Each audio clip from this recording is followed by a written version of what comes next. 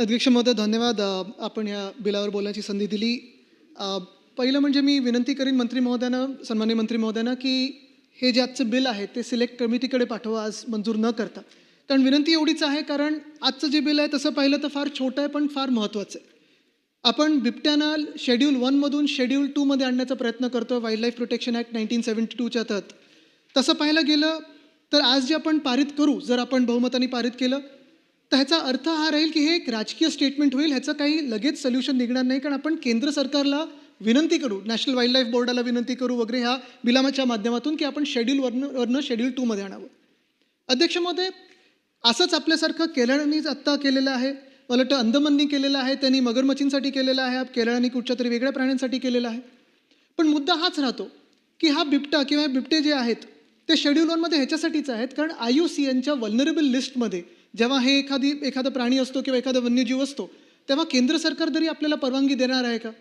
म्हणजे आज आपण घाईगडबडीत हे बिल पारित करून केंद्र सरकारला सांगू, मग आपण आपल्या लोकांना सांगू की बघा आम्ही बिल पारित केलेलं आहे, जबाबदारी कदाचित आपण केंद्र सरकारवर झटकून देऊ.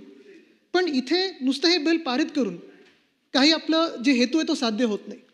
मी पूर्णपणे समजू शकतो जे मंत्री महोदय आत्ता सांगत होते, जी परिस्थिती आत्ता उद्भवलेली आहे पूर्ण महाराष्ट्रामध्ये. आपल्या हिवाळी अधिवेशनात असेल किंवा त्याच्या आधी असेल, सगळेच आमदार महोदय खास करून ग्रामीण भागातले सांगतायत की बिबट्यांचं जी संख्या ती वाढत चाललेली आहे. ती बिबट्यांची संख्या वाढत चाललेली आहे.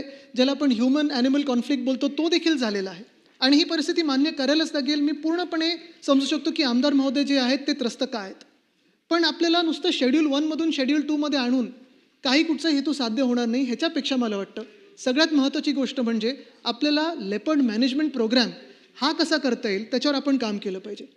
अध्यक्ष महोदय, जवळपास 2011-12 साली आपल्याच राज्य सरकारने, आपल्याच वन खात्याने हे प्रेझेंटेशन केलं होतं आणि अभिमान असायला पाहिजे आपल्याला की हे प्रेझेंटेशन आणि आपले वन खात्याने त्यावेळी अनेक वेगळ्या राज्यांना, मला वाटतं जवळपास 25 राज्यांमध्ये बिबट्याचा वावर आहे, तिथे जाऊन हे प्रेझेंटेशन दिलं होतं की तुम्ही लोकल मॅनेजमेंट कसं करू शकता.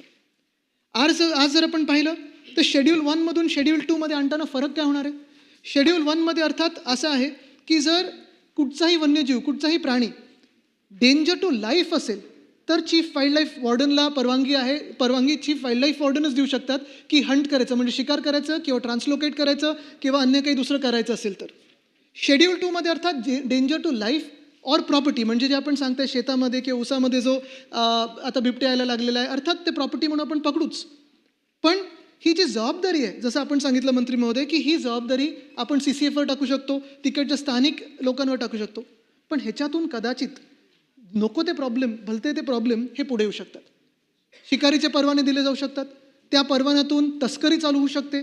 बरं, बिबट्या असा प्राणी आहे, बरोबर मांजरीसारखा प्राणी आहे मंत्री महोदय. म्हणजे तुम्ही एका बिबट्याला काढलं आणि ते स्थलांतर केलं की दुसरा बिबट्या येऊन त्याची जागा घेईल, जसं वाघांचं होतं. टेरिटोरियल आहेत आणि ही टेरिटरी वाढवत असताना अध्यक्ष महोदय आपल्याला हे जाणून घ्यायला लागेल, आपल्याला समजून घ्यायला लागेल की जसं बिबट्यांची संख्या वाढलेली आहे तसं लोकसंख्या पण आपली वाढत चाललेली आहे. हा कॉन्फ्लिक्ट उद्भवणार आहेच, कारण आपण जगातले मला वाटतं सर्वात जास्ती लोकसंख्या असणारा देश आहोत.